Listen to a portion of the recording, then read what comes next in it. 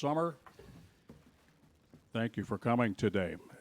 A reminder that today's event is being streamed on the Bucs media platforms, and we will have a microphone for your questions. We have 7 sessions today, and we start, of course, with General Manager John Horst and Head Coach Mike Budenholzer. I don't know how you want to handle this, guys, but it was quite a year. A lot of things went well. Mike, how would you describe your first season in Milwaukee? It can be as short or as long as you wish. Can John, do you want to make a statement? Yeah, sure, absolutely. Yeah, just absolutely. real quick. Just before we start, just want to let everyone know and congratulate Eric Bledsoe and his wife, Morgan. They had a child last night, so obviously he won't be here today. Wanted to say thanks to everyone for the working relationship that we've had, over the past couple of years, and Bud and I look forward to it as we go forward. JP, kind of a little bit to what you're asking, Coach. I think we had a really exciting season last year, and we're most excited that we're able to keep the group together, the core of the group together, and bring this group back. We're excited for the things that are going to happen. Coach and his staff are going to continue to build a winning culture and a winning environment every single day with our guys. We have an ownership group with Mark and Wes and Jamie and Mike that resource us in every way to compete at the highest level, and we're really excited about that. So obviously we're going to Madison tomorrow. Thankful for the University of Wisconsin for opening up their home to us for training camp, and really excited to kind of kick it off. Coach? Yeah, I just, echo a little bit of what John said. I do, going into year 2, appreciate the relationship with you guys, and I am excited about Media Day today. Don't let anybody tell you something different. But I would say, a lot of appreciation for what John and his group did this summer to keep our core group together and bring back a heck of a roster. I think we reaped the benefits last year of a lot of the great work that John and his group did, and just very, very appreciative of that. Also very appreciative of ownership with Mark and Wes and Jamie and Mike. Those guys have given us everything we need going forward. Looking back, they were incredibly supportive. And I just couldn't be more excited about the team and the season and getting back and going to University of Wisconsin for training camp tomorrow. And, just getting back to kind of the basics and the fundamentals and going to our core beliefs and starting to build our winning habits and put ourselves in position to have a great season. All right, let's open it for questions.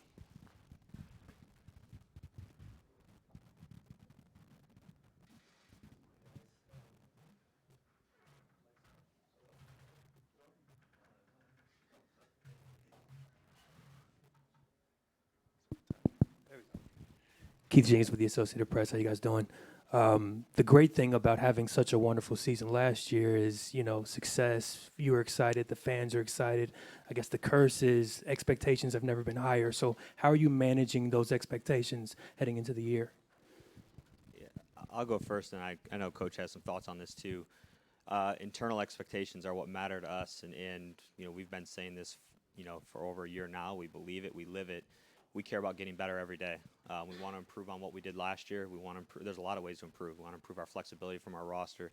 We want our players to develop organically and grow and become better players. We want our coaches to become better coaches. We want my front office staff to become better. And so we're focused every single day on getting better at the little things every single day and hopefully building something where we can sustain success over a long period of time. Yeah, I think very similar to what John said. We are much more focused on what we're doing every day. The message to the team won't be that different than what it was going into last season. There were expectations with a new coach and a great roster additions, and every team goes into every season with expectations. And really our attack point is just what are we doing every day? How are we getting better every day? How are we competing every day? Are we playing unselfishly? Are we playing together? All those things that are just our core beliefs. If we're doing those on a day in and day out basis, the chips will fall where they may, and we feel great about the team and the talent we have. And if we focus on that day to day, our priorities, I think the expectations will fall in line.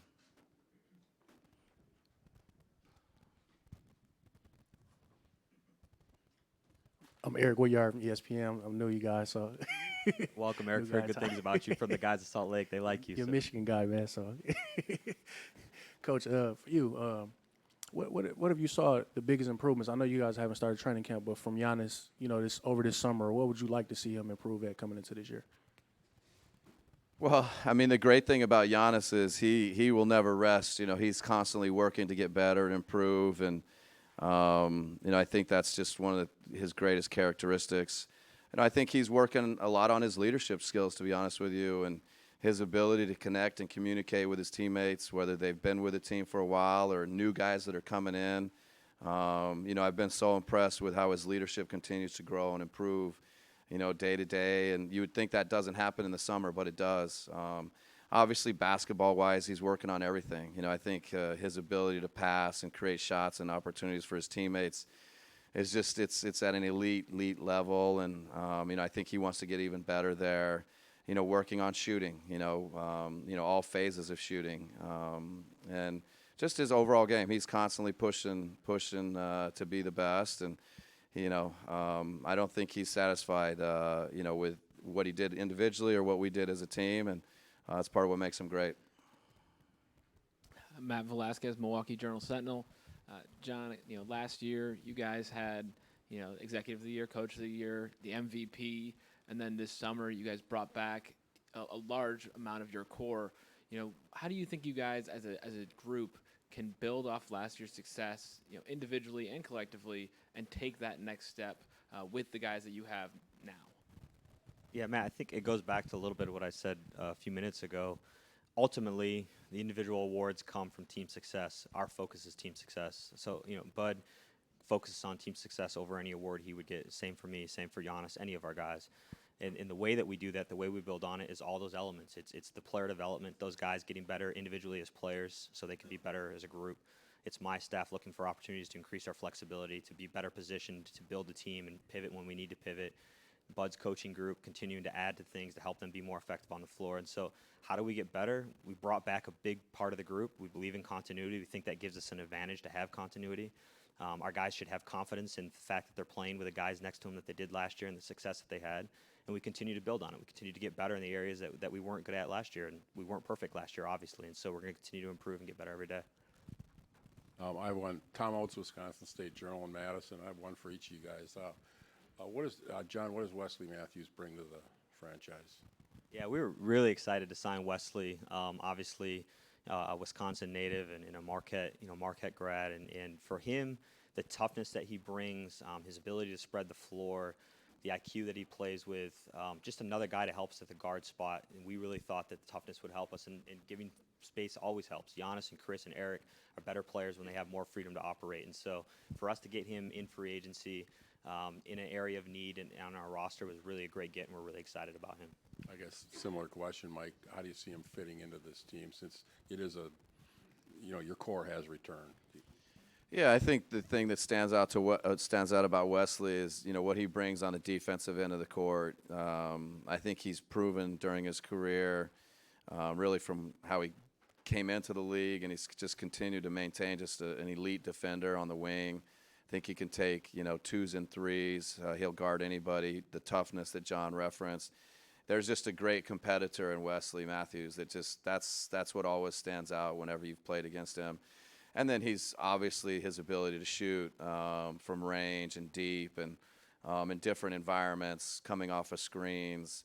I just think he's going to be a really, really good fit with our returning guys. Eric Name, The Athletic. Bud, we know you only focus on yourself and what you guys can do better. So what do you feel like that Raptors series showed you guys that you need to improve on this year, that maybe was a weakness last year, that you can do better this year, possibly during the regular season? Yeah, as we said, as the series wrapped up, a lot of credit to Toronto. They did a lot of things well. Areas where we can improve, I think defensively we can be even sharper, even better. Can we, I think, stay with shooters, lower their three-point percentage, stuff like that. But those are things we've been working on all year. Can we execute better in the half court? There's just a lot of things that go into the playoffs, and it's a lot of little plays, competitive plays where I think we've been very, very good, but we just got to continue to push that envelope and get even better, make more of those plays. So we're going to constantly be pushing to get better. Charles Gardner, Associated Press. I think for both of you guys, are there concerns? You had a lot of players play extensively in the summer with the FIBA, Chris, Brooke, Giannis. Is there a benefit to that that you guys can get right now or during the season? And also, do you have to be concerned to limit some of those guys in training camp a little bit or not?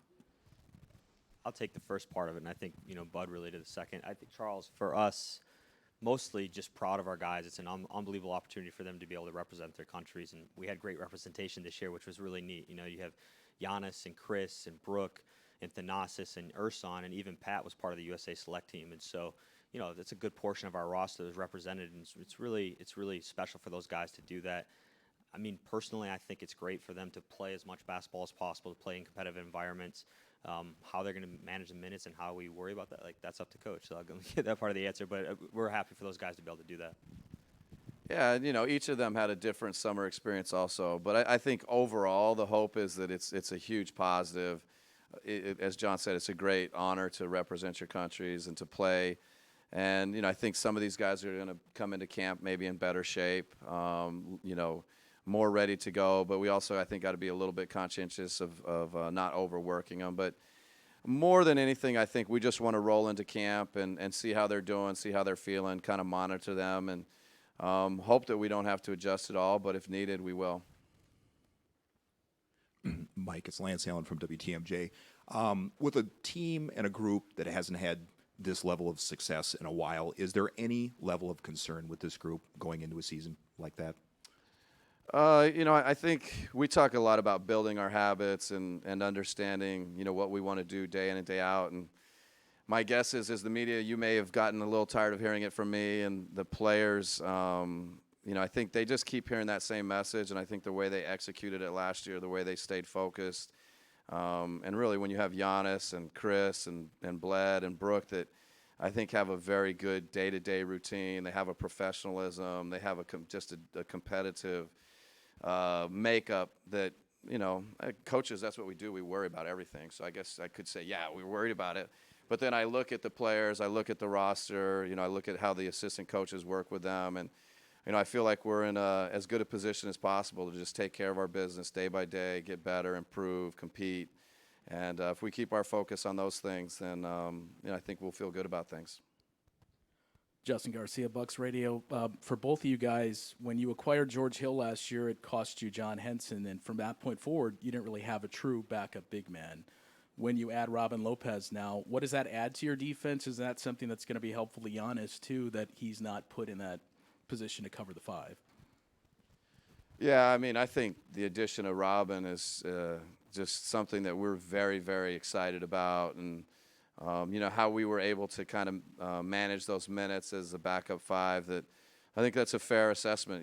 We probably didn't have a true backup five, and Irsan had to play some of those minutes. Giannis had to play some of those minutes. And I'll say Irsan and Giannis will probably still play some. It's an advantage to us at times to have Irsan and Giannis at the five. But now having Robin, an incredible defender, incredible physicality, I think just watching him play in September, he's picking up what we want to do offensively.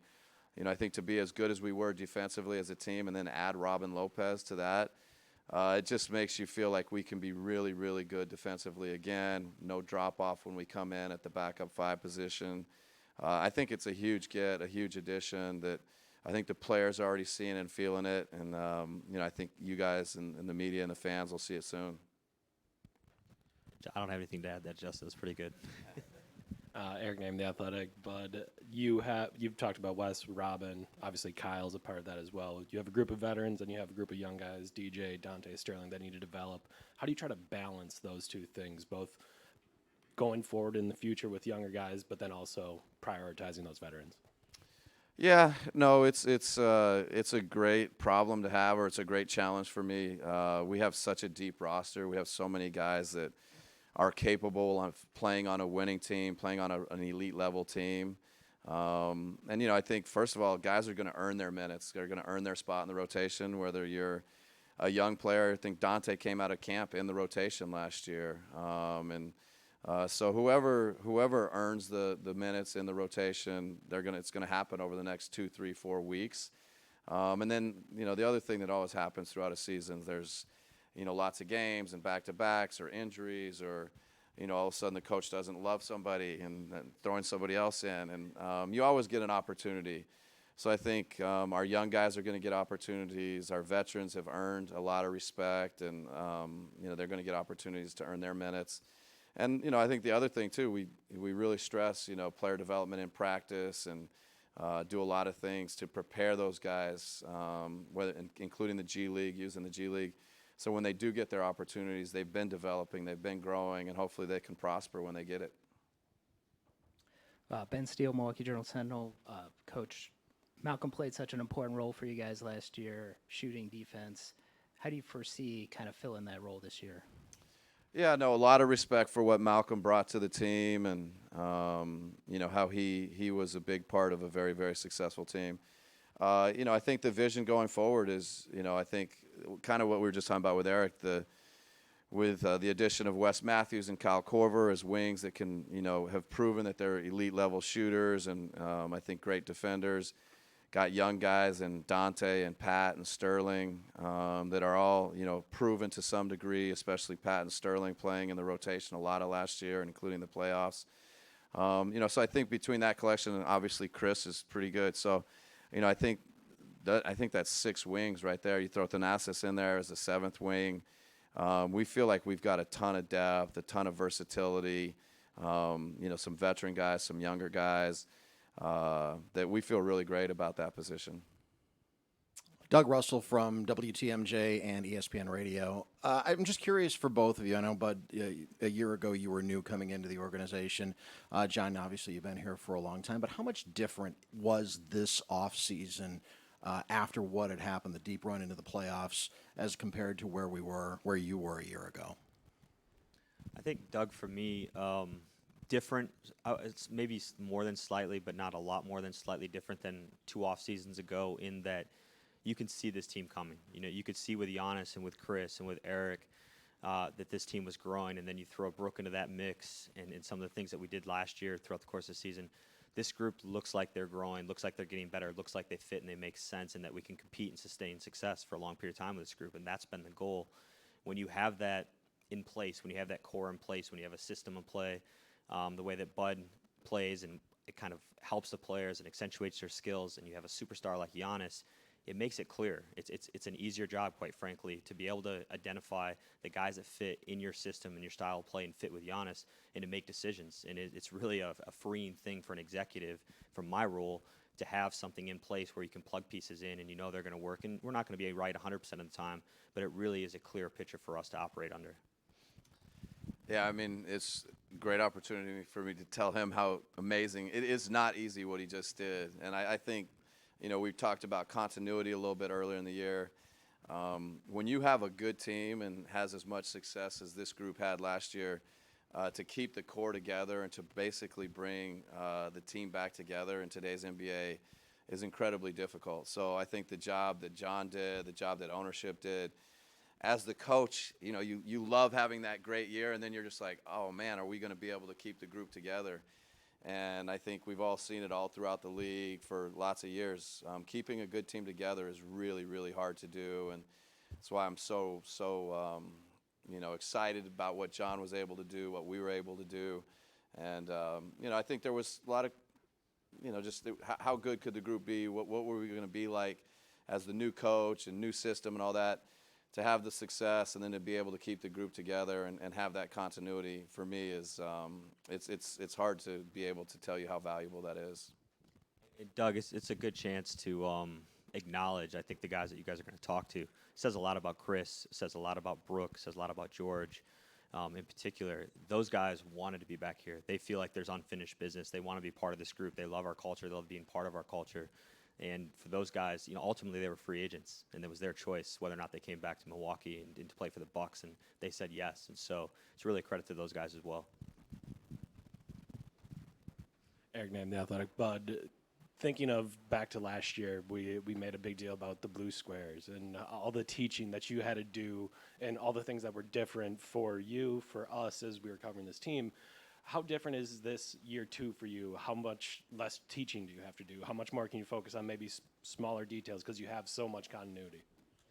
Yeah, I think that hopefully the continuity that we have and feel like we've laid a foundation for how we want to play both defensively and offensively. And, certainly the hope is now can we, give even more attention to detail? Can we take our execution on both ends to another level while still playing with a lot of freedom and a lot of, I think our group plays hard. They play really hard defensively. I think they play really hard offensively and with a lot of freedom. But can we, move it towards, even same freedom but even better execution, better opportunities for everybody? And I think with that foundation laid, with some of there's still, the teaching maybe becomes even more, detail-oriented and more important. But the big picture and the foundation certainly, to large degree has been laid with last year, and now we can just hopefully take it to the next level. John, most people when they look at the East, they look at you guys and look at the Sixers as the two teams who brought back a lot of the same guys, have a lot of talent, figure to be in the mix. In mentioning Robin earlier, is that someone filling in that backup center spot with a tough physical center? Is that at least partially with Philly in mind, knowing that they have a player in Joel Embiid that you're going to need to be able to throw multiple big physical defenders at? Yeah, I think an evolution of player development, an evolution of coaching, an evolution of front office work and building a roster is to figure out how to get good in the regular season and then really figure out how to win in the playoffs. And I think there's no doubt that Kyle Korver, Robin Lopez, Wes Matthews, keeping George Hill, and of course the bigger transactions, those are all intentional decisions to have success, not only in the regular season, but most importantly in the playoffs. And I think those guys give us versatility, flexibility for matchups, hopefully gives coach more options and more weapons to use throughout the course of any series or throughout the course of any playoff run. And so, yeah, I mean, that's a very intentional thing. Specific to Philly or specific to Toronto, I can't speak to that, but to be a better playoff team, that's the reason behind the moves that we made and the decisions we made. Good afternoon. Chuck Kornbach of Milwaukee Public Radio. At least for now, you have two sets of brothers on the team. Is that tricky at all? Is that a plus? What could you comment on the relatives, the siblings? Check back with me in a month or two. No, I mean, we feel like it's going to be a huge positive. It's what a great story for, Giannis and Thanasis and Brooke and Robin to play together. I'm sure they dreamed about it and their families. So, and I think there's probably a few little things that we've got to be conscientious of and, make sure that they're not always together, so on and so forth. And Robin and Brooke, there's been a lot of comments about how we're going to manage them in the locker room. And so it's exciting to think about. And, most importantly, they're all really good players and they're going to help us. So it's a cool story for sure. John, is there anything that keeps you up at night, or with what you've done and where you're going and what you know? Are you pretty much at ease with this thing? I think this whole opportunity keeps you up at night. I think that's we're hopefully in these positions and have these opportunities because we're great competitors. And I joke with Bud, like his outlet is game by game. My outlet, love to play pickup hoops. I have to find something because I just have to sit and watch. I can't control it anymore. So there's lots of things that keep us up at night in this business. I would say at this point in the season, it's typically that this is the roster, right? We put the roster in place by and large. Trades and signings and things don't happen as frequently from this point going forward. Obviously, we're positioned hopefully to pivot if needed, but we love our group and we're going to kind of ride and die with the group. But yeah, that's a stressful and exciting thing at the same time. Chris Doyle, Wisconsin State Journal. It's been a couple of years since the team has gone to Madison for training camp or the preseason. What are you guys hoping to get out of that experience, especially kind of working some of these new guys into the fold? Well, it'll be my first trip to the University of Wisconsin and to Madison, so I'm very excited about being there. I've been a part of other teams that have gone away for training camp. I think it gives your group a chance to just spend even more time together, bond more, not just on the court, but, meals and hotel and just different things that when you get away, and I think it allows you to maybe focus in more on the task at hand. Training camp's an important time. There's a lot of things that you got to get done in a short period of time. So I think getting some separation and getting away has been really beneficial for me in the past and for teams. And so just excited about, incorporating our new guys as they learn our system. And, we'll rely heavily on the guys that have been here for a year to, help teach them and integrate them into what we do up at the University of Wisconsin. John, Mike, thank you very much. We appreciate the questions. John, thank you for the update on Eric Bledsoe. John Horst, Mike Budenholzer, thank you.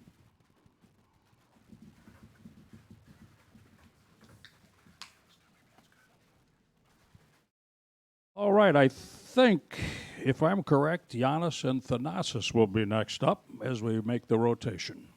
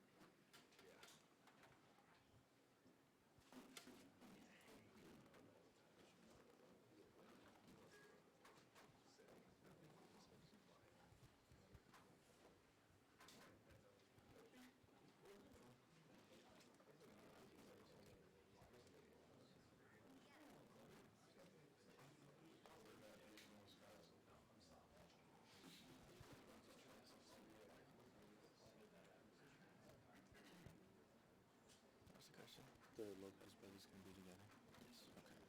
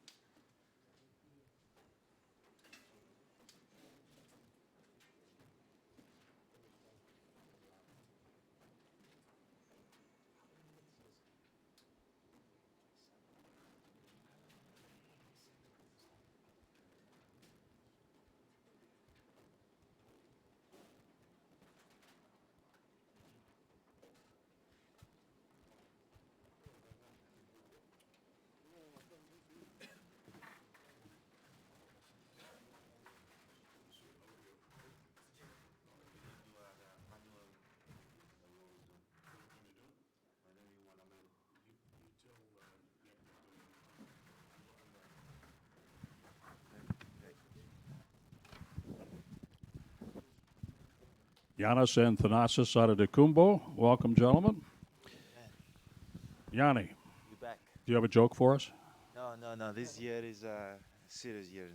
Serious? Yeah, no jokes. No Okay. jokes. I had no joke last year either. We had a great year, so I'm gonna keep it like that. When I see the two of you together, I always think of shoes because in the early days, Thanasis, Giannis would borrow a pair of shoes that you had to go play basketball. And today you sit here together, and Giannis has the best-selling debut shoe in the history of Nike.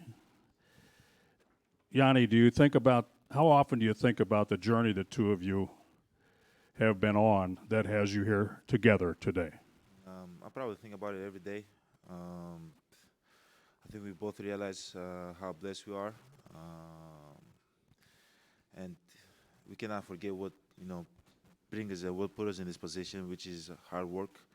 And that's what we're going to keep doing as long as we, working hard and pushing ourselves forward and believing in ourselves. Great things like that can happen, and but it's amazing.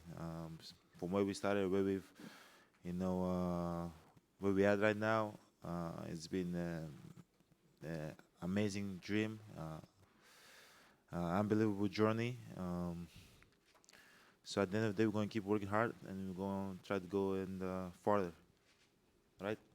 Thanasis, your thoughts on being with your brother finally? I think it's something I'm really excited about. Just in general, being with not just with my brother, with my family. Back in Milwaukee full time. Just to make my family proud, myself proud. I just keep working hard. Questions?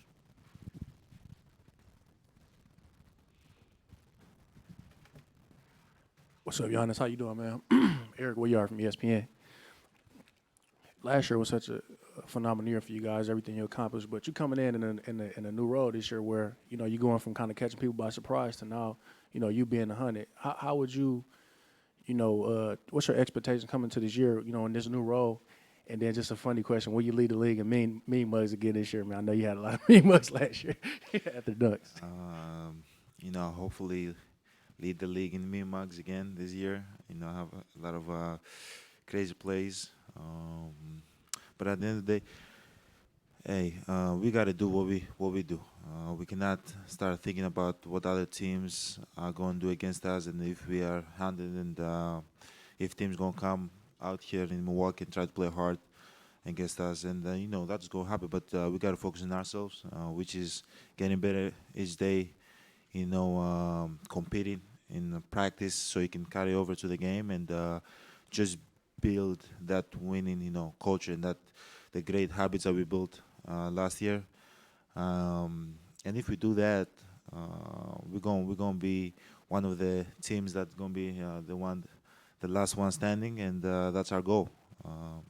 To get better each day and improve. Eric named The Athletic. Giannis, this is the shortest offseason you've had and probably the busiest offseason you've had. How do you feel like this offseason went from a preparation standpoint? It was, obviously, it was a really short offseason. But I was able to, get in the gym, do my job. Obviously, I was tired physically and mentally because we had a long season also, and then right away, I had a lot of things to do with Nike, with my family, with the national team also. But I'm excited. I'm excited for this season. I'm excited to play with my new teammates. I'm excited to go out there and compete hard for for Milwaukee and for the fans. Matt Velasquez, Milwaukee Journal-Sentinel. Nowadays there's a fascination with player movement and who's going to go to what team and where and when and all that kind of stuff. Now, Giannis, your name is going to be, thrown out there in those conversations a lot this season with your contract situation. How do you plan to handle all those questions as they come? Obviously, I talked a little bit about it last year, and I said, that I'm not going to talk about it a lot because, and I thought about it this summer when I was, sitting down with Nance and my family, the couch watching shows and all that. That, I feel like if you have a great team, and our goal is to, win a championship, be the last team standing, and get better each day. I think it's disrespectful towards my teammate talking about my free agency, what I'm going to do. So when the time is right, we're all going to talk about it. I don't think the time is right now. Obviously, our focus, as I said, is to get better each day, compete, go out there and compete as hard as we can. And I'm not going to talk about it a lot this season, and I'm not going to try to address it. Giannis Giacomelli, CBS Sports. Coach, when he was up there talking about you were trying to improve your leadership skills this summer, I was just wondering kind of, what that process was like, how you've tried to go about doing that. Obviously, you just got to be able to be more vocal. You got to, lead by example. You got to be able to accept criticism by your coach, by your teammates, and be okay with it. And that's what the leader do. And I know that my team knows who I am. They trust me. They know I'm going to put my body and everything I got on the line for this team. And by doing that, everything else is going to take care of itself. Obviously, as you grow older, you become more vocal. It's easier to, talk to your teammate, talk to your coach, and, tell them your thoughts and what you think about the game and how the game should go. And I think I've been able to take that jump each year of my career. And I know that I'm going to take that jump also, because I think by going to the Eastern Conference Finals, by winning 16 games, by playing under a great coach like Mike Budd, it gives you a lot of experience, and hopefully I can use that experience for the benefits to help my team benefit from that. Charles Gardner, Associated Press. Thanasis, what are your expectations for your role this year? What do you want to contribute? What do you hope to do? And for Giannis, I want you to just say what you think about, being with your brother on the team. You've been with your brother on other teams, but now in the NBA, that's going to be even a little different. So for both of you guys. My first thing is just, first of all, compete, first of all, and gracefully, just try to understand how the system works. After understanding that, trying to see where I fit in, try to see what the coach, what the team wants me to do, and then go out there and do it, and keep working hard, and hopefully I can contribute in my own way. So that's mostly for me. I think Thanasis, as he said, he's a player that he's going to be ready. I've talked with coach a lot about Thanasis, that hey, this guy right here sits on the left of me. I trust him. I know that if you tell him to run through a wall, he's going to run through a wall, and he's going to get up and say, which other wall you want me to run through. I know he's going to be ready. I know he's going to contribute defensively and obviously offensively. You got to get better. Learning our game plan and the flow of our offense. He's going to be able to knock down shots, and he's going to get better. He's going to do the daily vitamins that we all do. And under a great coach like Mike Budd, he's going to learn how to use him, and he's going to use him the right way, and he's going to help this team defensively and offensively. Lance Allen from WTMJ. Giannis, how do you feel about the team that is put around you? Obviously, they kept as many guys as they could with some new additions and the options and what you have to be the so-called last one standing. Wow. It's great that the whole team is similar, and we keep all the pieces, and we add great pieces around this team that make this team a lot better than last year. What I can think about is that tomorrow training camp starts, and that's day one. That we got to get better. We got to compete. You guys going to hear me say this all year, and I've said this 6 years so far. It's all about getting better each day and taking day by day. Obviously, we know we have the talent to be, playing at June. But if we don't focus about what we're going to do right now, we're going to get lost. We're not going to get there. So I'm happy that the team is the way it is. I'm happy that we have great guys and guys that compete hard and have fun and love each other and like each other. And I know we have a chance over here. So we're going to try to get better every day, and hopefully we can be the team that plays in June.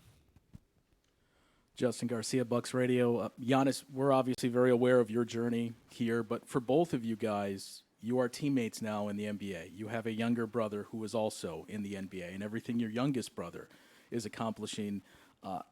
Talk about what that means for you to be on this level and to have your family achieving this. And this was the dream, but did you view this as possible in your wildest dreams when you were younger?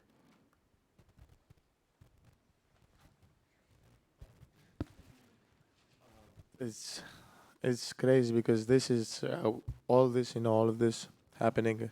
We see it as motivation. We see it as a compass that sets us in the way we want to go. And I feel that we're the best example. For us, for younger brothers to keep working hard every day. And other than this, the only thing you can feel about is just day by day. Like most of the times, I think things like this happen when you don't think about them. You work for them, but then when the chance comes, then you grab them, and then it happens. So I agree. Eric Name, The Athletic. Giannis, can you just take us through what it was like getting to play in a full international competition with Greece this summer? And I guess I'd assume a little bit disappointed with the outcome, but just what was that like for you?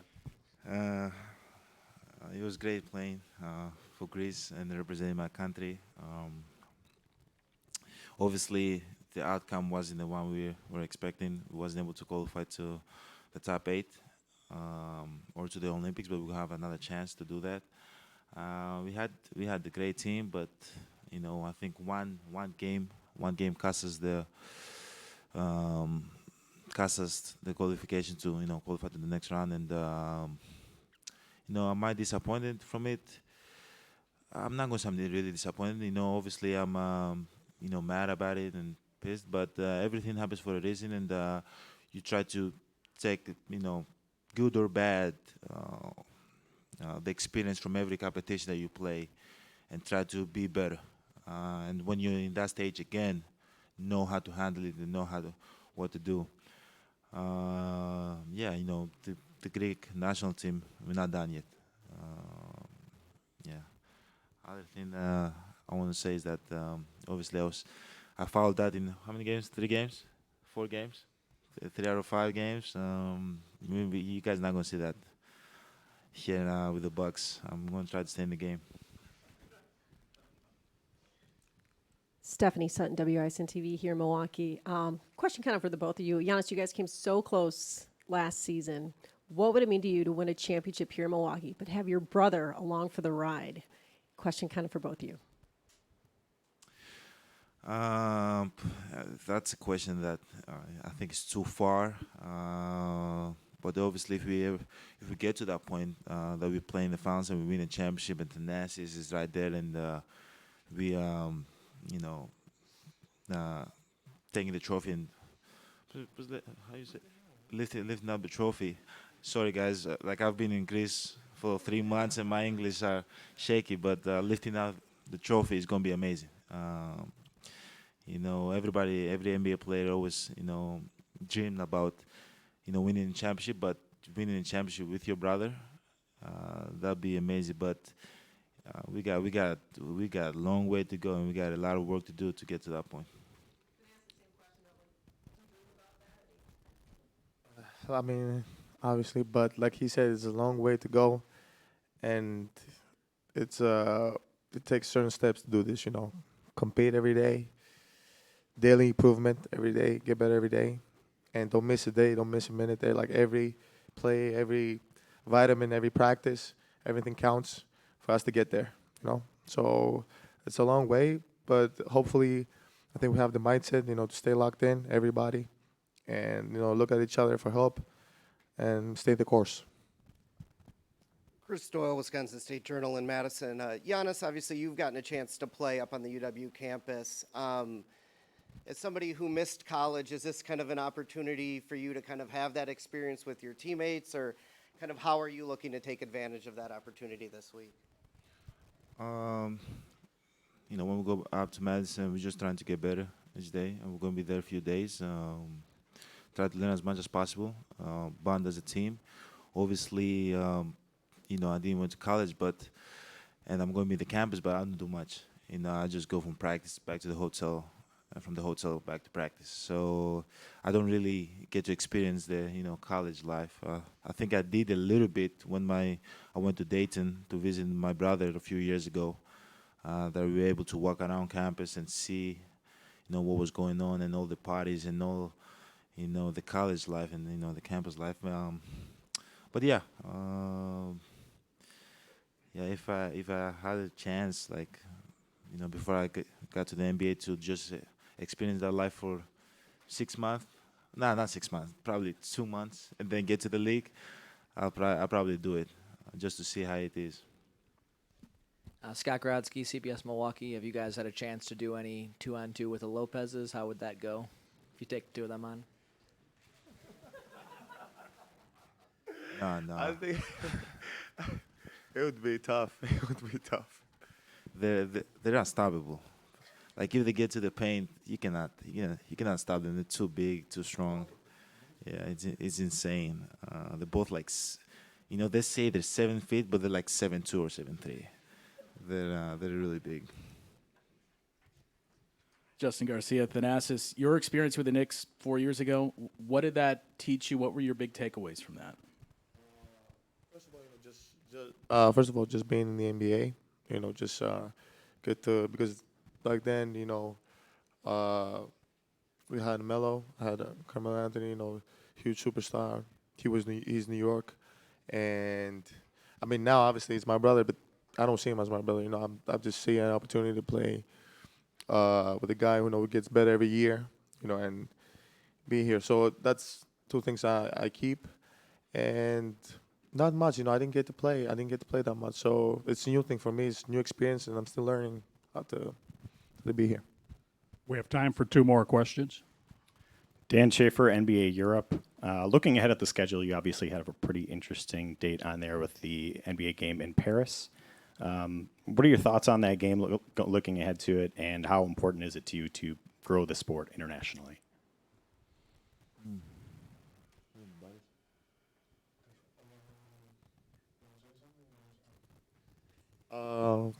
It's amazing for the sport. First of all, you know, we're European, so we understand how huge this is. You know, having a game, having global games, and especially in a place like Paris. And that is going to be really exciting for the fans all over the world to be able to come watch an NBA game. I know people are traveling from all around, not from Europe, from Africa, to come see the game in Paris. So it's an exciting thing. I think it's amazing. I agree. I think it's gonna be fun. We had the chance to go to London a couple years ago. That was really fun to play that game. And as Tanas said, there's fans all over the world that are gonna come and watch that game, and especially from Europe. So hopefully we can, you know, represent the NBA in the right way, and give them a show to watch. Matt Velasquez, Milwaukee Journal Sentinel. Giannis, last summer you guys, organized a team, mini camp in New York a few weeks before training camp started. Obviously, a lot of you guys were playing overseas during the summer, but were you able to get together as a team to start building towards this season? And if you weren't, how big of a difference might it be, starting just fresh now? I think the team, we got together. We've been working out. We've been playing against, one another for a couple of weeks now. And it's been great. I think guys have gotten a lot better. Guys are out here competing, playing hard, and the season hasn't even started yet. Obviously, we know we're close to the season, but it hasn't started yet. It starts tomorrow. But yeah, was able to click as a team and bond as a team, and obviously we're the same people except the Nazis, Kyle, West, Robin, and Dragon. But yeah, we had the chance to play together, and play some 5-on-5. You know, hit one another a little bit, and you know, just compete. Yanni, when I talk to you, I say Yanni. When I talk about you, I say Giannis. Yes. What is the proper way to speak to your brother It's the same. directly? You take the S out. You say Thanasi. Thanasi. Yeah. And then Thanasis. And then when you talk about him, you say Thanasis. Thanasis. Okay. Yanni, Thanasi. Thank Thanasi. you. You're I'll welcome. get that. Thank you, guys.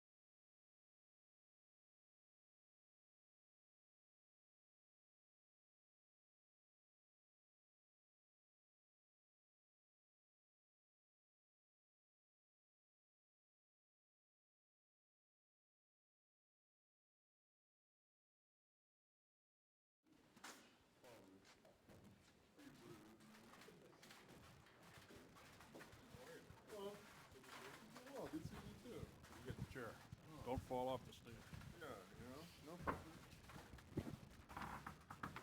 So, Brooke, you were scheduled to appear with your brother, and you promised me this summer that there would be squabbles. You haven't had a falling out already, have you? No, not already. I've seen him once today. I haven't spoken to him, so we're doing well today. It's a good day for us. You guys haven't played together on the same team since Stanford, by and large, and you know what that's going to be like. What's it going to be like for the rest of us? It's going to be fun. We're going to have a great time. We're going to be competitive. We're going to give our everything. I've been telling people we're out there. Whenever Rob and I play together, we always have each other's backs. If someone makes a mistake or Blood's defensive assignment gets beat, we got the other one. It's kind of the way this team works too, so he fits perfectly in that regard. All right, questions? Great. I love it. Matt Velasquez, Milwaukee Journal-Sentinel. Obviously, you made the choice to come back to Milwaukee. You were a free agent, could have gone anywhere. You decided to come back here. What really went into your thinking to return here for a second season? We just I think everyone as a unit feels like we have unfinished business. We definitely obviously making it to the Eastern Conference Finals. We had a great season, but we think there's so much more room for us to grow and so much more for us to achieve. And that last season was just the start of something special. Brooke, Steve from the Spanish Journal Network. My brother and I, we're identical twins as well, and we are really competitive, from now until even when we're younger. How important is it having your brother to bring that type of competitiveness to keep you sharp on your game between just the two of you guys? Yeah, we're exactly the same way. Rob and I are. And we'd go out and compete every single day against one another in the driveway, in the playground, wherever we were. We'd make each other better. We'd get physical. We'd get in fights. One would go running back to mom, but we were always back out there every day, making each other better. And I think Robin's going to definitely bring that to this team as well. He's super competitive. When he gets in the game, he can get fiery. He brings energy. He's going to bring all those great things he's known for to this team. Eric Name, The Athletic. Brooke, obviously you played for Team USA. Things didn't go as you guys would have wanted them to. What do you take from that experience this summer? Yeah, it was still an incredible experience. I'm very thankful that I had the opportunity to be part of the team and to partake in that experience. And it was the best group of guys. You couldn't ask for a better group. Player wise, coaching staff wise, I think I learned a lot from everyone. It was a fantastic summer. It was a month and a half, 2 months long, but it was an unforgettable experience. It's going to stay with me forever. I guess how do you feel like that changes your prep? Obviously, you're getting ready even sooner for a season, and then on top of it, your off season was even shorter than it was because of how deep we went in the playoffs. Yeah, I mean, it was definitely a different off season for me. Like you said, the playoffs went so long, and then there was World Cup preparation and the actual World Cup. Honestly, for me, it was kind of good because it was definitely a different look, but I played a ton of basketball this offseason, kind of just staying in shape, staying in the routine. So, we traveled a lot. It was a bit of a different system, different situations, but I think I kept a great foundation. Looking towards Bucs wise, going in the season. A lot of people have looked at the addition of Robin as the possibility of you guys just interchanging. One of you is in, one of you comes in for the other one. You guys can always have a 7-footer out there, a true center out there at all times. Mm-hmm. But is there an avenue for you guys to be on the court at the same time to share the floor and kind of fit together within the offense and defense? Yeah, there is. Robin and I definitely complement each other very well, and we've always, whenever we've been on the same team, we always played together. I would always be the 4, he would be the 5, and we had very complementary games, and that's something we talked about. Bud, when they flew out to talk to me during free agency, that's something they brought it up to me first. Actually, they were like, "How do you feel about playing with your brother?" I had no idea this was going on, so it shocked me honestly.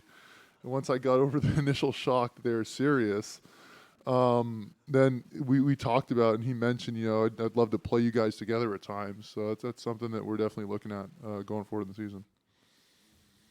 Dan Schaefer for NBA Europe. You mentioned having unfinished business after last year. Do you see yourselves as the favorites in the East going into this season? There's a lot of great teams in the East. Obviously, Philly brought back a lot of their guys and, made some great additions as well. Brooklyn will be great with Kyrie and the group of guys they've already had. Boston has a great group of young guys, added Kemba. So the East is going to be very exciting. That being said, obviously, we're very confident in the work we put in all last season, the work our guys have put in this summer, and that we're going to continue to put the work in necessary to come out and win the East. We all have that belief as a team, that we have the biggest goal possible. Obviously that includes winning the East. Talking about your brother, it's been a while though since you played together, right? And what are you expecting? And maybe you can expand a little bit. That's interesting. You said you were shocked. Yeah. I had no idea. I honestly, and I feel kind of like a bad brother for saying it, but I didn't. I was pretty focused on my free agency. I wasn't aware Robin was a free agent or really whatever was going down in that regard.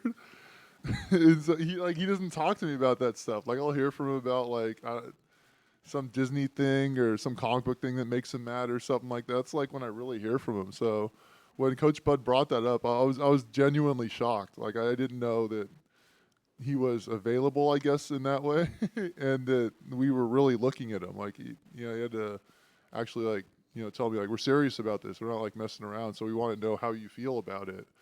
And so despite my feelings, they pulled the trigger anyway. Yeah, I mean his defensive ability, his energy, it's gonna fit right in here. Obviously we take pride on being the defensive team that we are, and we want to be the best defensive team in the league again, and we're going to need to be. We're going to need to even step it up even more. He's going to bring that in spades. What does his three-point shot look like? I haven't watched film on Robin in a long, long time, so I've only seen him when we play each other about 4 times a year. Well, we were in Chicago, so 6 times last year. But yeah, I've seen it a little bit, but I've heard good things. I've heard he's been getting up. Bled said he was on fire during scrimmage the past week. He said he was knocking it down. Of course, Bled's wife just had a baby, so he's not here to corroborate. So I could say whatever I want about him. Good afternoon. Chuck Quirnbacher, Milwaukee Public Radio. Could you talk about upbringing and things you had in common? Is it good genes that both of you had? A lot of good family upbringing? What can you talk about? Yeah, it was absolutely, I mean, we had good genes, but it was family. It was all our family. Rob and I are both the youngest of 4 brothers. And our 2 brothers, my mom raised us by herself. She divorced when we were very young. So my 2 brothers were our father figures. They were our role models, our idols. And, both on the court and off the court basketball-wise, we just looked up to them and wanted to just be like them. And they did such a great job in that role. And then, going even further, our mom, she gave all 4 of us the right mentality, the mindset from the get-go. And she was a world-class athlete in her own right, swimming. And so, everything about competition, about preparedness, we learned from her.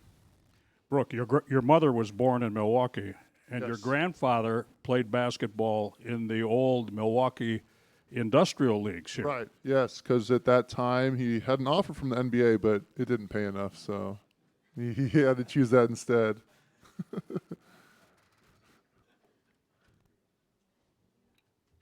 Any other questions? All right, thank you, Brooke. Brooke Lopez. Great job, you guys. You were fantastic.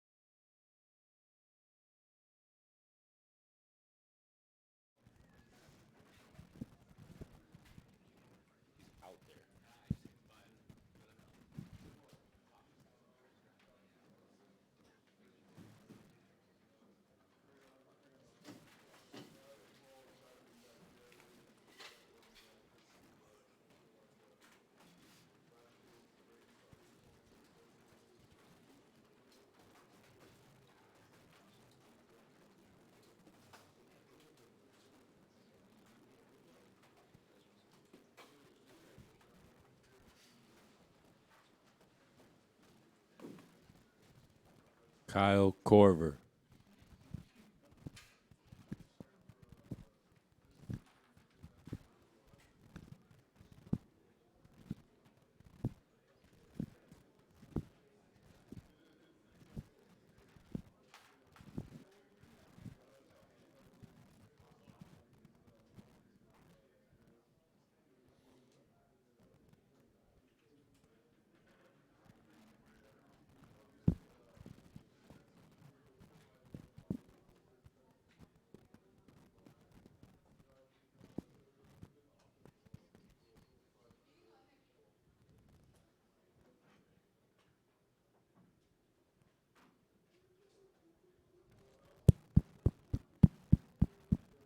Hey, man. Hey, man. I thought you would be. I thought you would be last for sure. Welcome back, everybody. Happy to see y'all. Man. Hey, all right. Exciting, man. We're back. You gotta get excited when you come in here. You don't get to come here that often. I'm mad I didn't wear a shirt.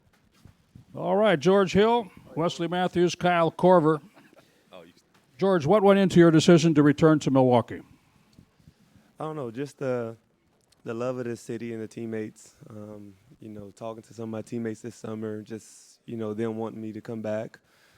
Talking to the coaching staff, me and Bud have a good relationship. He wanted me to come back, and just knowing it's easy for me. I know what my role is. I know what's expected of me. I got familiar with the system and stuff late in the season, and it carried over to the playoffs. So not just wanting to go through that all over again next season, trying to find a new home, trying to get acclimated to a new system. It was just easy for me to come back. Kyle, what attracted you to the Bucs at this point? I mean, there was a lot. The Bucs checked a lot of boxes for me. I think for me right now, just where I'm at in my career and in my life. I mean, I got a wife and 3 little kids, and I had to find somewhere that was good for all of us.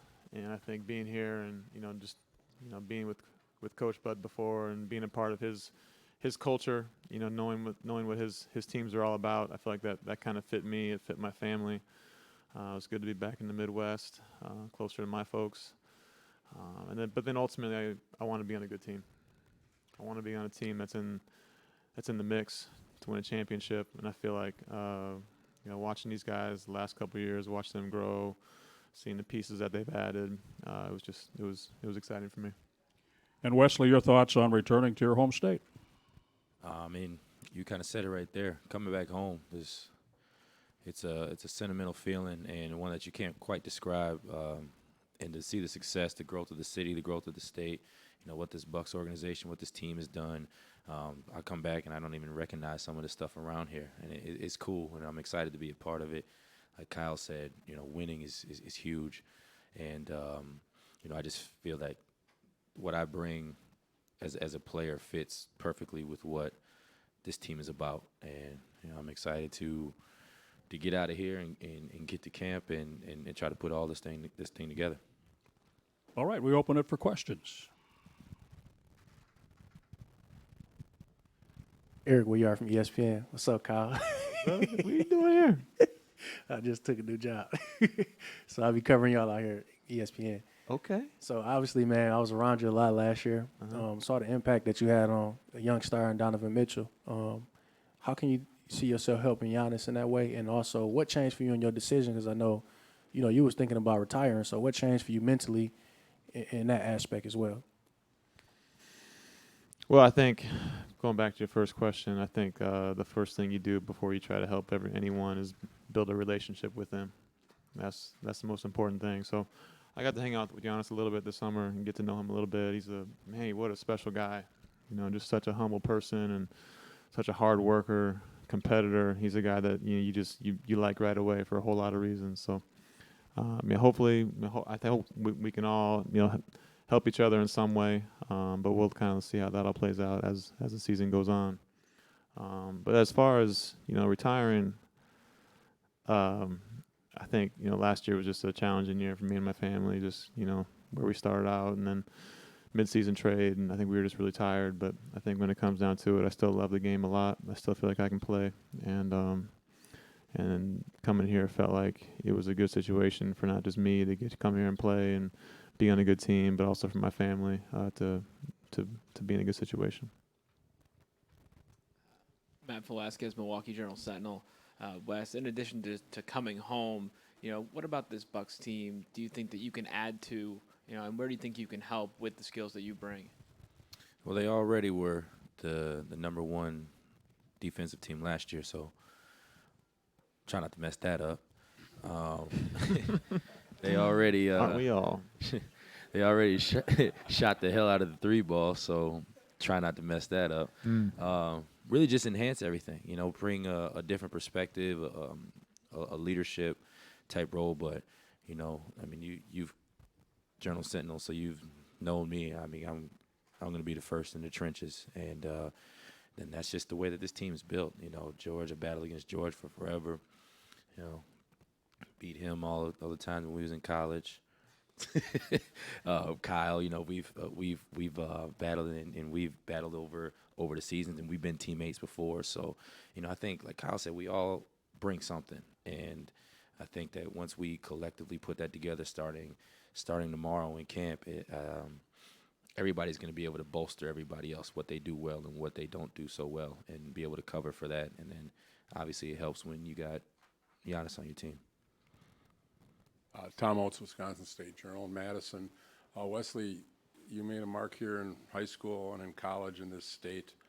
Was it ever a goal of yours to get back here and maybe make a mark and leave a legacy with the Bucs as well? Crazy thing is no. It was always I was in the state for forever, and it was always they were always a team that I always watched, I always looked at, and always appreciated, and always respected. Always wanted to do well. Even when they weren't doing so well. I always wanted them to do well because it was still home, and like all my friends were Bucs fans and everything like that. But when the last 5-6 years or so, when things started to click, things started to change, you kind of, I think all those players, we're all been on different teams. You keep your eye on things, and obviously home was always something that I've kept my eye on. And I think it was like 2 years ago, one of my boys asked me, he's like, "Would you ever come back home?" And I was like, "Yeah, I could see that." I could see that, and then just the way that how everything shook up and worked out this year, it was the time to do it, and I'm excited to be here. Lance Allen from WTMJ. Wesley, this may dovetail into that question and answer as well, but you were here on MLK Day with the Mavs last year, and what did you see out of a building that you hadn't played in college, and a team that you were like, whoa, and to get to this point, what was the whole feeling for you like since that moment on to today? It's been a whirlwind, but it's been a great one, and I'm excited for this next phase. I'm excited to, every time I put this jersey on, it means a little bit more, because it is home. And I was saying, I forgot who I was talking to. I wish we had one more game at the Bradley Center, just for old time's sake. I just want one more. I just want one more game at the Bradley Center. But the arena, all the money, the time, the effort, the energy that's been spent to put into this organization and this team, and how the team has reciprocated that with their work, on and off the court, in the community, their play on the court. It's just it's hard to not want to be a part of this. Eric Name, The Athletic. Any of you three can take this, but you three veterans, you have a bunch of young guys on this team. They're trying to develop. You guys are trying to look for minutes. How do you guys try to find a balance between helping them out, getting your minutes, getting into a new system with Giannis, like all of those things? How do you try to balance that this year? Well, I'm a big thing of you don't worry about the minute situation. You don't worry about any of that. We all should have one common goal, and that's to win the game, no matter if you're playing 30 minutes, no matter if you're playing 10 minutes or 30 seconds. You give it the best time and the best effort you can in that short amount of time or that long period of time. And I think if we go into training camp with that one goal in mind, to just be the best we can every day, to compete at a high level in practice, in game situation, off the court, individually, when you're working out on your own thing, I think we'll be fine. I think playing will take care of itself. There's going to be situations where we need everyone on this team to be a part of something special. And I think if we take that in consideration and don't focus on just what I can do for myself, but what can we do for the team, everything else will work itself out. George, when you think back last year, you guys are up 2-0 on Toronto. I mean, I think the city could taste the finals. You guys could taste the finals, double overtime in Game 3. How is that a motivating factor for this team, knowing you were so close? And, you know, you've got the talent, you've got the guys to maybe make another run like that. How motivating is that? You've been there, so you know what it could be like. My thing, I think it was very humbling when you can go up 2-0 and you start to feel like you said, you can taste going to the finals, but to get that taste smacked right out your mouth, it's like someone just smacks the piece of chicken out your hand. It's the last bite of it. You're going to be pissed. So for me, I think going into the summer, I was a little bit pissed of the opportunity that I feel like we've blown. But at the same time, I was excited, once everyone signed back, and to see adding a guy like Wes and adding a guy like Kyle.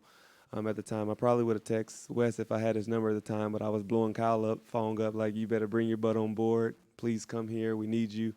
But to add guys like that, veteran leaders who I know that in the trenches they're ready to go and ready to go to war, not going to back down from any situation, to know that's something else that we need, to say, man, we have another opportunity to do something special here, to have the MVP of the league coming back with us, to have all these other, young guys who are starting to develop that you've seen good flashes of late in the season. It's going to be something special. But like I said, from day one, we have to hit the ground, all working together, all having that one common goal. And it's not about anyone's ego. It's about how we can be good for this city of Milwaukee. Chris Doyle, Wisconsin State Journal in Madison. Wes, obviously you guys are going to be pretty busy the next few days up in Madison with training camp and everything, but is there anything in the city that you're looking forward to get to do, maybe something you could share with your teammates? We probably going to be tired. To be honest with you, we probably going to be tired. And I'm going to have my daughter, so I'm going to be dead tired. But, I mean, what I'm looking forward to is really just getting in the gym with these guys. We've been up here for the last month, Monday through Thursday, competing, working out, playing, and keeping tallies of the scores and all that stuff. So, like, just in that setting is exciting. It's exciting to see, Kyle back out here shooting, coming off wide pin downs and all that stuff, that I was chasing him doing, and now he's on our team. Giannis got a rebound and took 3 dribbles and was across the court Euro stepping, and see that on our team. That's what I'm excited for. And I think that's what these guys are excited for, too. Justin Garcia, Bucs Radio. George, first, have you set up a showdown with David Bakhtiari in shotgunning? But secondly, that was crazy, though. I knew that was going to come here. He shotgunned a beer and, like, he opened it and it was gone. He did. Well, he did, bro. It was outrageous. I don't even know how to answer that question, but it's hard because I don't really do it during the season. So maybe in the summer we can set up something, but during the season, probably not. I mean, it'll be cool to have, the fun part is to see all 3 organizations, from the Brewers to the Packers to the Bucs, really come together and do something and support each other, because you normally don't see that in different sports. And to have all 3 of us come together and start to talk amongst each other and come and represent one another is very remarkable. But if there's a way that we can get, some of the guys on their team, some of the guys on our team, and some of the guys on the Brewers, we can definitely have a showdown. I'm ready for that. You and I have talked about this before, too, but with your extensive experience in the postseason, number one, do you think it's important to go through kind of levels and taste defeat and take learning experiences from that? And looking at last year, you guys were at a place that most of the players on that team hadn't been at before. And what did you kind of see from guys and what they took away from that experience? I mean, first, it was fun to be a part of it. I think a lot of guys not took it for granted, but like you said, when you go up 2-0 and you feel like you have that team against the ropes, you kind of let your guards down, and I feel like that's what we did. But you can only learn from it. I feel like you can't be upset anymore. It's over. You have to have closure. You have to give credit when credit is due. And Toronto came out and took that series over. But we learn from it. We move on and we get better from it. And we have another opportunity to come back this year to make ends meet, to do it the right way. But we have a couple more veteran guys who can be in that locker room when things go wrong, and you're starting to let that guard down. You have guys who've been in postseason success before to say, like, come on guys, let's pick it up, where you're not just having one voice in the locker room that's a vet. So I'm very excited to do it again this year, and I think not just me, but these two other guys up on this stage right now is excited to be a part of it and see where we go from there. Dan Schaefer, NBA Europe. You guys are traveling overseas for the NBA's first regular season game in Paris this year. What are you looking forward to about going to the city of Paris and playing that game? And what do you say to fans in Europe who are thinking about attending? Well, I can't wait to take my wife there, so I'm glad the Bucs is going to pay My for wife this is trip. super excited for this game. So I'm getting a free trip with my wife to Paris, so that's a good thing. I didn't have to pay for that trip. It's going to be fun. I'm excited. It's anytime you go overseas, it's very excited to be there, to go into a different country and play and broadcast your talents over there. But I'm sure we're going to have a great time. Knowing our coaching staff and organization, we're all going to be together having some great dinners. We're big on family, so to have all your family, your wife and stuff there is going to be pretty special. Kyle, you've obviously played for Bud. Is this going to be like riding a bike, or has he changed scheme, personality, anything since the days you were with him? A lot of similar, but he's definitely made some changes. It's like it feels like when we were in Cleveland. It was like you tried to just create the right space for LeBron to be amazing. And this feels like a more organized Cleveland to me. Like we all have a role, but we're trying to get our big guy, our big dog to eat, right? Like he's gonna be in the paint. We're creating space for him, and so it's really exciting. I think when I was in Atlanta, we didn't have a player like Giannis. We had a lot of really good pieces that fit together, but we were missing that guy. And he's what really makes this thing special. And so I think Bud has evolved. He's changed some things up. But really he's kind of tailored a couple things around Giannis that makes this really hard to guard. And we have shooting at all these positions. So it's really good.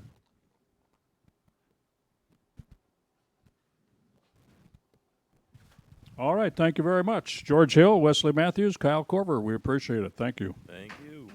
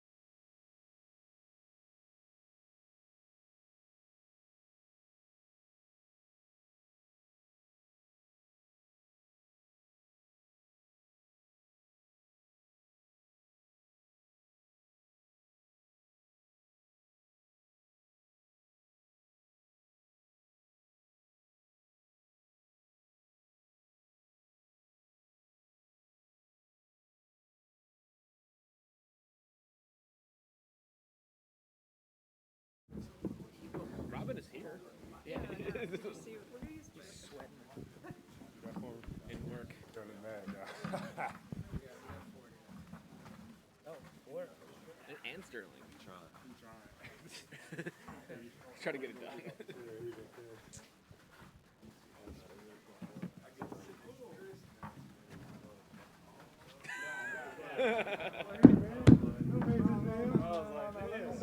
Hey, our biggest group of the day.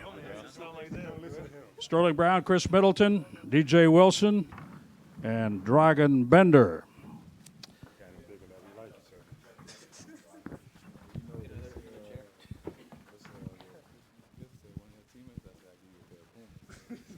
All right, Chris, we'll start with you. What were the lessons learned? You and I talked about this earlier this summer. What were the lessons learned from the playoff run last year? You know, it's never over until you actually complete it. I mean, to see, go back and think about that series, just the plays that they made, the winning plays, just the desperation that they played with at times, that we did is something that we got to continue to do. I mean, we had that for most of the season, some of that series, but it has to be for a whole series, 48 minutes a game, and that's the way they played. And the two young guys can speak to this, and also to what you learned under Coach Budenholzer in your first season with him. Sterling, what did you pick up last year in terms of your own progress and the lesson of the playoffs? I would say just go out there and, play with nothing but confidence. The coaching staff has confidence. Teammates got confidence in us, and, they encourage us to, shoot, take good shots, take the open shots, and, just going out there playing with confidence, bringing it on the defensive end, and, the offensive end, is going to take care of itself. So just playing with nothing but confidence. Everybody has it in us, and that's pretty much. And DJ, of course, you had very meaningful minutes and really had almost a comeback of sorts last year. What kind of progress do you feel you made? Off last year? I think I made great progress. I think, with the reps and the minutes that I was given, the game kind of slowed down naturally for me. So I think that was probably the biggest thing. And then along with that comes the confidence and whatnot to really play your game. So I think that's probably the biggest thing. Dragan, welcome to Milwaukee. What do you expect out of this opportunity coming up? I was just looking forward to play, with the group of the guys that we have. Definitely going to be a fun year to be around. Just looking last year at the guys that were playing, a couple times against us, it was definitely, you can see the system they have and everything that was going on court. They have a lot of fun playing together. Okay, questions? Matt Velasquez, Milwaukee Journal-Sentinel. Chris, just looking at the summer, obviously you had time with Team USA. How does that affect your preparation for the season, and where do you feel you are as you guys get ready for training camp in terms of your readiness? I think it affected in a positive way. I mean, usually during the summertime, you're working out by yourself in the gym or you're just playing random pickup games. This summer I was able, to play real games and play high-level basketball for the last month. So, I mean, I think that's great preparation in some ways than just, being in the gym by yourself doing drills or playing open gym. It's organized basketball against the world. So I don't think it affected me in a negative way at all. Eric Nam, The Athletic. Chris, can you take us through this summer? I mean, you have a child, you get a new contract, you play for Team USA for the first time. Like, it feels like an off-season unlike anything you've ever done before. No, I've never done any of this before. But, I mean, it's been great. I mean, this is what you work for every single day, what you pray for, what you believe in. But it's been a blessing. I mean, it's been a storybook summer for me so far, except for, losing. But, all in all, it's been great. I won't complain about any of it. And I'll definitely do everything over again if I had to. Chris, following up on that, are you really eager to try to make the team for the Olympics? And do you feel, obviously, that the U.S. is going to come back? Obviously, a lot of guys didn't play this summer. You guys kind of had to carry the load right over there. And what was that like? And how realistic, do you really want to be on that Olympic team in Tokyo? I mean, I'm not going to pass up the opportunity again. I mean, I said it once, and, no matter what the results were this summer, if I ever get an opportunity to represent my country, I will.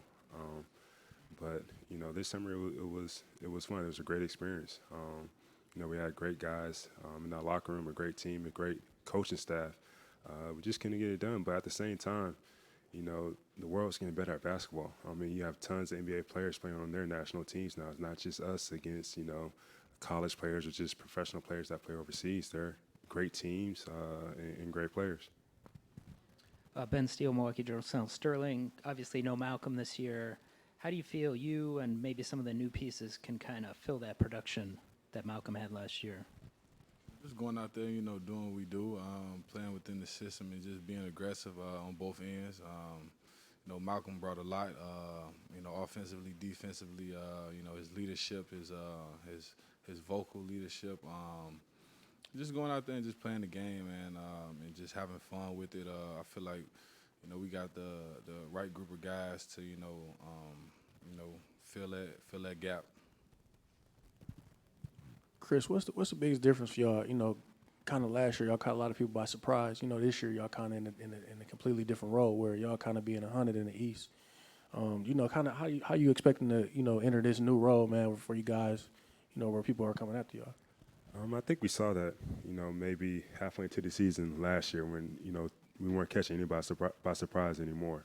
That every night we had to be ready from the jump all the way to the finish. But I think the way we finished last year is strong. We had a huge lead in first place or going back and forth with Toronto, but we never let our guard down, I feel like. I think that was a huge learning lesson for us, knowing what's going to be happening this year.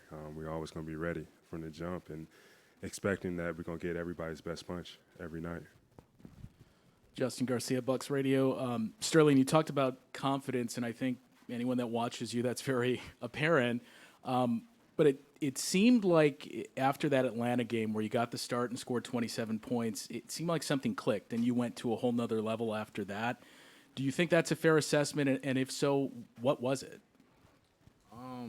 It had something to do with it. It was just, I got an opportunity, and I took advantage of it. Our starters, they didn't play that game, and a few other guys we had to step up, play a lot more minutes, so I just took advantage of it. I went out there and played with the same confidence, I do when Giannis, Chris, Bled are out there. But, like I said, that game had a few more minutes, and, I performed that game, and I look forward to doing that, throughout this season. Whenever I step on the floor, I'm going to play with that confidence. I'm going to bring it on both ends, and, if I score 10, if I score 20, or whatever, that's what I'm coming out there to do, just to win the game.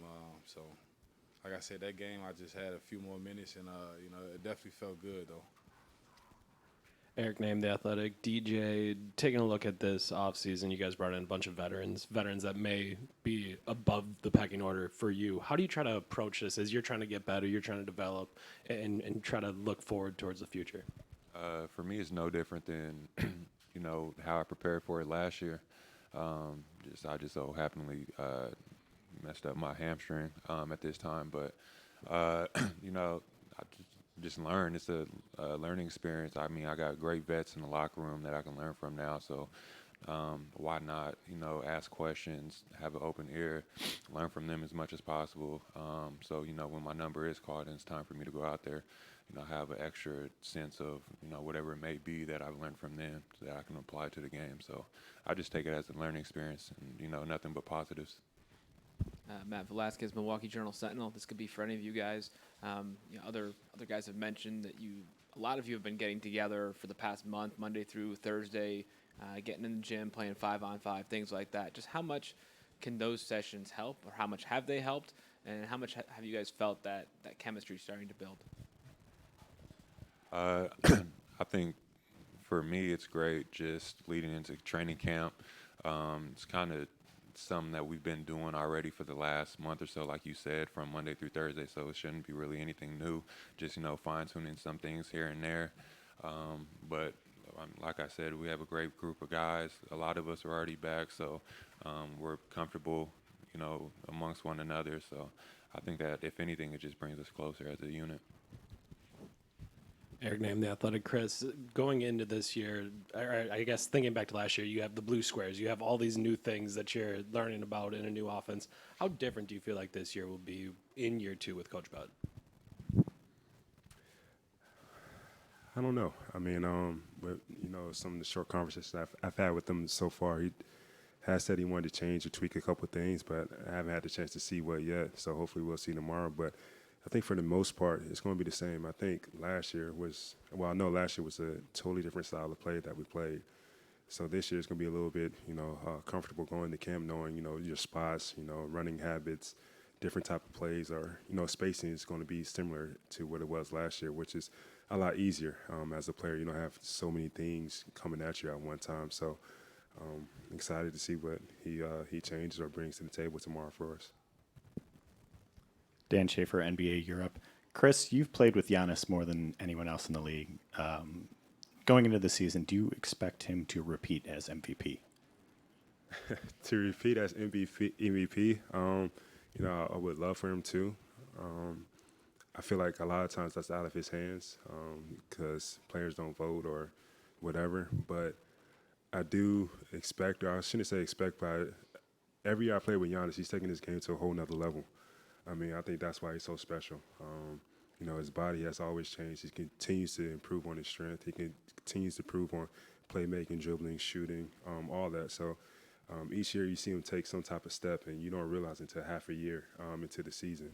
So I will say I do really see him doing that again this year.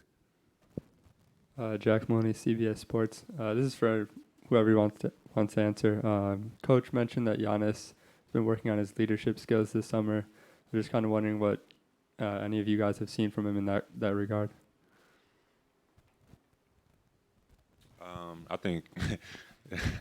think he's always been a guy that kind of led by example out there on the court. But I feel like now within the locker room or even on the court, for the time being that he's been here, he's kind of spoke up vocally. He's kind of matured into being a leader in that area, in that way. So definitely just hearing more of his voice and whatnot. Chris, just going back to talking about Giannis, what was it like playing against him in China in that game over there? I would say it was very weird, very strange. We used to have our battles in practice, but for it to be a real thing, and I know you remember this play when I think we locked eyes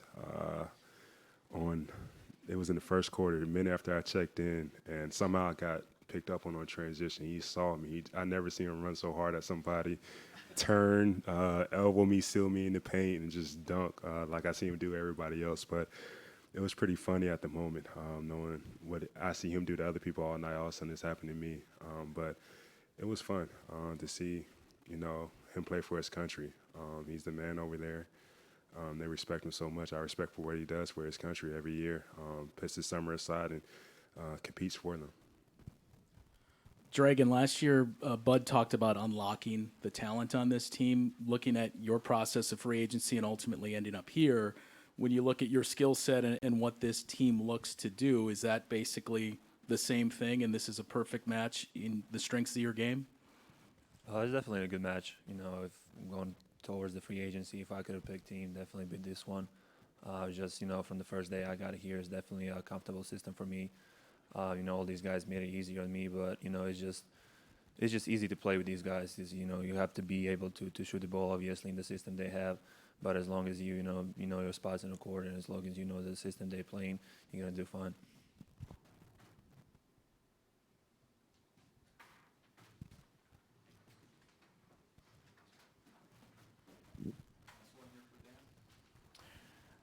So, Chris, this season we'll see a record number of NBA primetime games for Europe.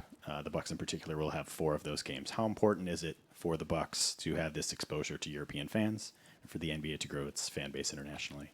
I think it's huge. I mean, not just, like you said, for us, the Bucs, but just for the game of basketball in general, to see it continuing to grow, just have millions of other kids picking up this sport, trying to learn it. I've traveled, to China this year, and to see how they're trying to get more of their people involved in basketball, to get more games over to different countries, different places, wherever, just to grow the game. It's going to be great for our business at the end of the day. All right, thank you for the questions. Sterling Brown, Chris Middleton, DJ Wilson, Dragan Bender, thank you very much.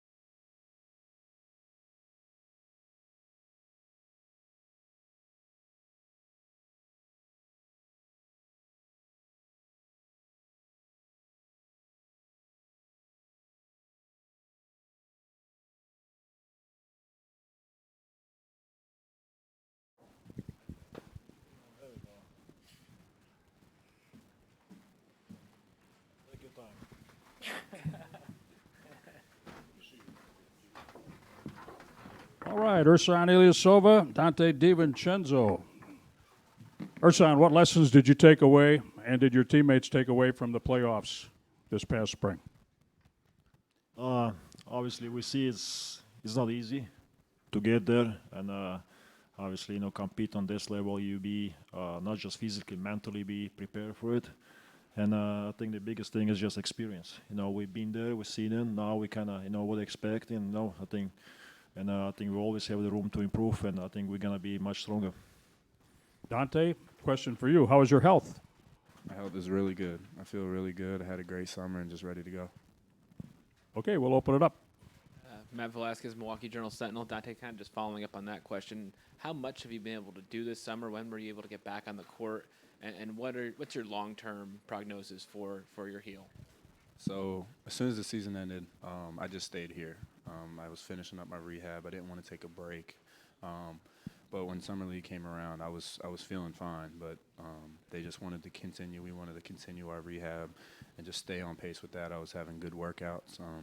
And just being here was amazing, the way they took care of me treatment-wise. And I'm full go. And I feel really good. And long-term, I feel fine. Just for you, having that first year where it doesn't go the way that you want, how do you kind of view this second season? Well, it's very similar to freshman year in Nova. I was playing a little bit, got hurt, and had to learn a lot from off the court. And same this year. I was playing, got hurt, and then I had to learn a lot from these guys, from the film room, from watching on the sideline, and just going forward, just like I did in college, just keep moving, just keep getting better every single day, and things will take care of themselves as long as I keep getting better. You mentioned learning off the court. Malcolm played a big role last year. What did you learn from him? And now that he's with the Pacers, can you step in and fill in for his production that he gave last year? Yeah, I mean, learning a lot, Malcolm specifically. Him and I were really close off the court, so I got to talk to him a lot, and he just showed me little things. We watched film together, certain things, openings of where he was at when Giannis is driving and Chris is driving. All that attention is on them. And then going forward, just being able to produce, just being able to be out there. I think that's the biggest thing for me is when I'm healthy and I'm out on the court, I can make things happen. Ursan, a lot of you guys played this summer over in China, different teams, obviously. But what do you think the impact will be on this season? Is it hurt? Is it a benefit? Are guys tired coming in, or are they, even going to be better because of that experience? You've done that a long time, right? Yeah, I've done that for 8 years, so play for the national team. I think it's always a good thing, you just kind of, come from the national team, obviously playing a lot of games in a high level, just, physically ready for the games, whatever, the training camp. And I think it's a little bit tough mentally because, obviously, it's like extra 2 months you spend, playing basketball, but it's always be fun, it's a different thing when you play for the national team, but, when you go to the season and you feel like it's already, kind of mid of the season, and being around in a basketball court, and all those things. But I mean, it's always a good thing just be prepared, physically ready. I think I'm ready, and already play, close to 15 games with the national team, and like I said, it's gonna be really exciting. Dan Schaefer, NBA Europe. Ursan, you as a veteran in this league, you've seen the league change quite a bit. What are your thoughts on the league becoming more global, becoming more international?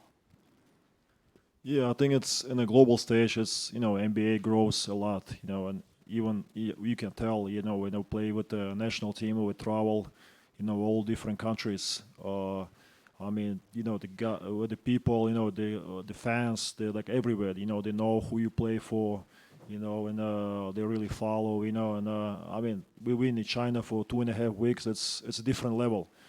Those guys kind of, you can see, those guys leave and kind of with basketball so passionate about, and I think I'm really looking forward to it. Maybe kind of China be involved with NBA for sure, down the road. And I think it's, like I said, it grows a lot, and obviously it's a good beneficiary to everybody. Obviously when you look at the NBA, it's not just kind of United States thing. It's global, you know, and it's keep growing. Eric named The Athletic. Dante, for you, you've seen Wes Matthews come in, Kyle Korver come in, guys that play similar positions to you. How do you kind of try to find the balance of, all right, I need to take some knowledge from these guys, but also I want to beat them out for playing time? I mean, at the end of the day, yeah, it's a job. But also I think what makes our team unique is nobody's worried about that. Everybody's worried about getting better as a team and individual every day. And then that's up to coach for make the decisions. Our job is to make it as difficult as possible for him to make those decisions. But I think our team is so unique that there's no negative energy. If one person's playing over you, everybody on the sideline still cheering that person on. So I think that makes us unique, and that's what took us to the Eastern Conference Finals last year.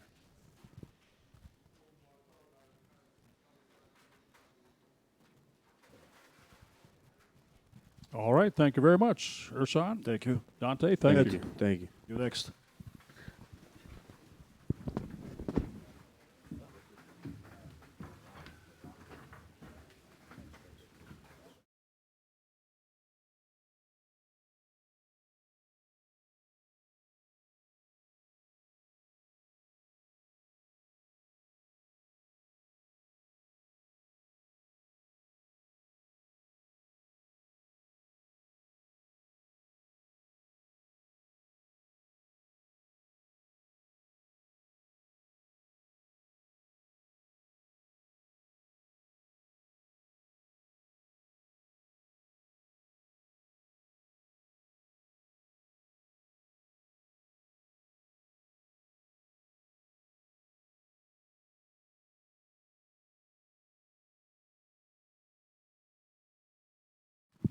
Pat, you were part of a very deep bench last year, and it seems that this team has gotten deeper with the addition of Robin and Kyle Korver, Wesley Matthews. How do you view the depth moving forward? I think our depth got extremely deeper, and we were a deep team last year, so I think that says a lot. I think one of the best things about it is the veteran presence that we brought in. I think for us young guys, it'll be great to learn from the likes of Robin and Kyle and Wesley, guys that have been there, have made runs, have been in the playoffs, have their own specific skill set that they're very good at. And have obviously been in the league a long time. So I think anytime you are able to gain some knowledge from people like that, it will only help you both personally and team-wise. Robin, how do you assess your opportunity with the Bucs as you look forward? Well, anytime I approach a team, since I've been little, I played with Brooke. I played with pretty good players. So I viewed myself as a role player who was going out there trying to help make everybody else better. Questions?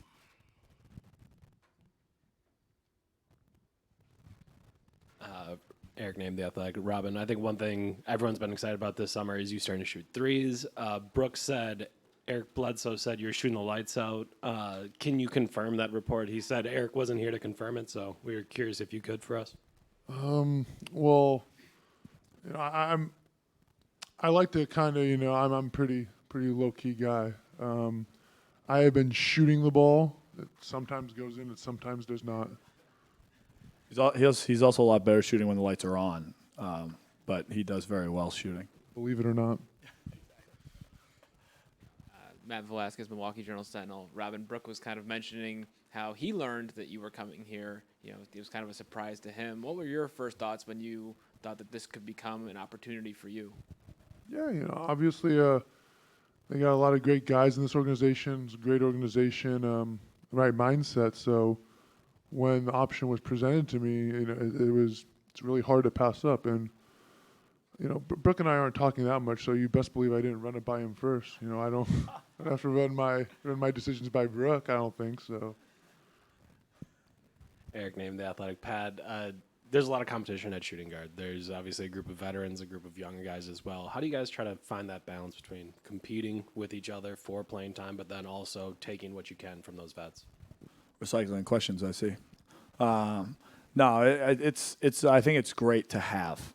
It's an 82-game season, so there are it's a long year. You never know what's going to happen. Personally, obviously, I went through some ups and downs last year, and I think, I'm stronger this year because of it. But I think being able to compete versus guys like this on a day-to-day basis is only going to help grow, us as a team. And I think guys have been great as far as understanding, it's a business, but it's also a team. You want to have that balance of, competing versus the guy next to you because you want to play, you want to help your team win, but also understanding that, there's 15 guys on a roster. It'd be very difficult for a coach to play everybody. So you want to make sure you're being as supportive as possible because, the team comes before individual. And I think that's what we did so well last year was understand, hey, team success can help breed individual success, not vice versa. And that's something that, I've been fortunate to be a part of since I was in college. So to continue it here and try to, continue to implement it,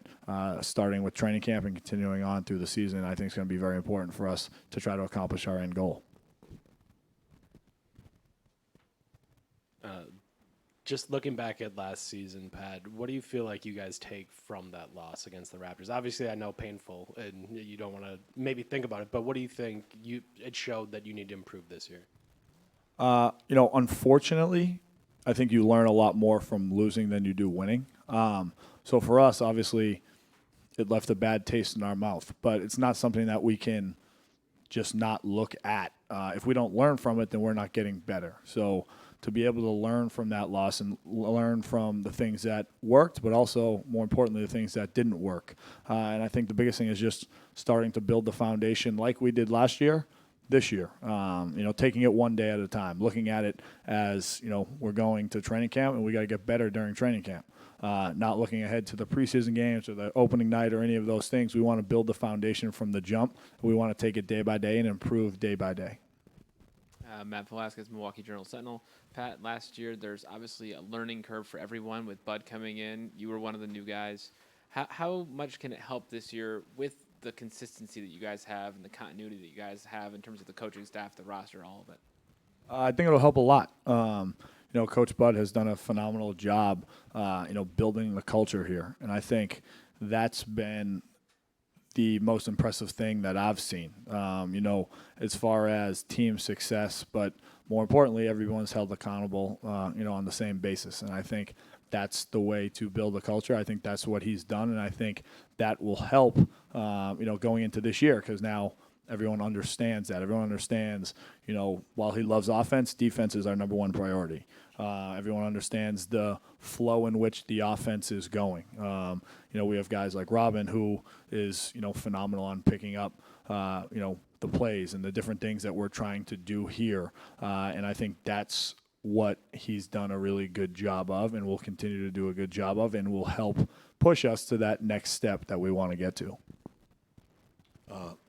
Robin, when you were thinking about the free agency and everything, obviously the Bulls were in a bit of a rebuild mode last year. And how will your role be different, you think, with the Bucs? And was that really something you were looking for to get on a contender or a team that could win the championship? I think just about everybody who's in the NBA has made it this far because they're naturally competitive players. So I don't think it's too big of a step for me to say people want to be on a winning team. That said, for myself, I try to stay as consistent as possible. So when I was in Chicago, like I said earlier, I'm out there. My mindset's how can I help everybody out there? What can I be out there doing to make everybody better, make it easier for everybody? And that's my same mindset here. Obviously, they've had a lot of success. We're trying to get farther than they did last year, but I'm trying to do whatever I can to foster that. Not too much for me, no. In my mind, at least. Mr. Lopez, Chuck Quirnbach of Milwaukee Public Radio. I asked your brother the same question. What set the Lopez family apart? Good genes, good. I heard you about your mother. What sort of set two brothers apart among other families? That's a good question. I didn't realize we were so far apart from everybody else. Man, I don't know. I think whenever anybody talks about our family, I'm sure Brooke said it always comes back to our mother. The four of us, the brothers, we're very thankful for everything she's done for us. She sacrificed for us, and you know, I think as much as we've all accomplished as human beings, my mom, I didn't mean to turn this into a press conference about praising my mother, but she's done so much for deserves to be us. praised. She's a wonderful person that's done so much for us. I think that's where it starts. All right, thank you very much. Robin, welcome to Milwaukee. Pat, thank you very much. Thank you. We appreciate that. That is our final group for the day. Thank you for coming to Media Day. We appreciate it. And for those of you who have been watching on our Bucs social media platforms, we thank you for joining us today.